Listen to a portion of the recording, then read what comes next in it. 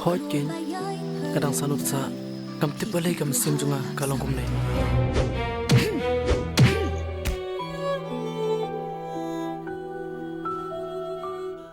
Jayu nga, siya nga po yung na. Isyan, malay kandoy ka jing accident. Ho ken ngadang mut hiban khat ipi. Namar ba ngali itha chisha ye to ishan. Oh man.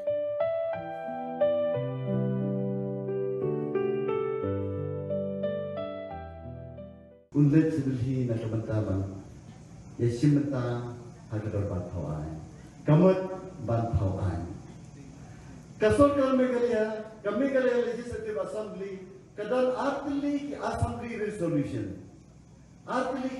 resolution kawai kalau man perung ya tin khasiya po ka khnit ka bapra hadin ka ding dawa jong ka khasiya thau society ringka kawai pat ki kan hun sang bahalang ki seng niam bat ipapa kabri unyotra kasorkar kasorkar MDA hadis nem arajar khapra 9 November kalawanra yagrai ban kentui kasorkar India ban simi kesenjam ban pedrung no etin kasi hadi khendet propra kamot ban pedrung etin kasi hapo ka constitution keriti senjar jam dari India kata kita tahuan kawai pat kajinawa jam pai pa jam negeri kalong ban menteri kami ki nalai sale oi kini beroan kita ki kam ki ba kam ki becerwa handrai na ong yepi ini kita ki kam ki badan kam ban penongan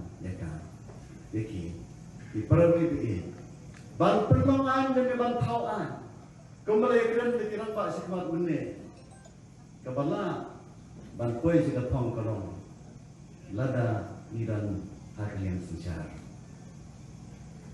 dan arukam kerkom mandra ikibil syakador ban tauan la kalong hadis council la kalong state assembly la kalong parliament kawai kalong pawanra haklian senjar lada nilai bak wandra ya kalau kabil Andra ong tin kasi dagal yang sensya kam long setia kebawet kebawa nama keladan lupa ya ke majority ngam kular bala panwanra ikini ban penongan ikini kimat ki jurada ke basut handrai ka jingbut dien ka jonga kanong kebatin na kebatin ini ka jinga sai kanong kebatin Henry nganam lek marway, nganam kian baik hak parlimen.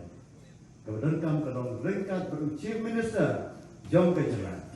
Let's say ringkat bat ke kabinet jom ke sarkar jalan.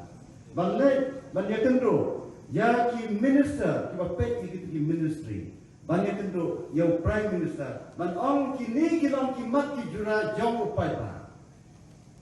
Ki perli nak tahu ban penlongan ban Tauan ban penulong jingdawa jong pai ba ngidan kam banjir ya UMP na kalek sosial u Dr. B.R. Alaman udai official candidate jong ka National People's Party kabayalam ye tini ka sarkar hanne amme galiya bat kumjuro kabay trelang bat ka sarkar hadali kajinga trelang bat sarkar hadali kamut bagi NPP kadang kumju kem ke BJP.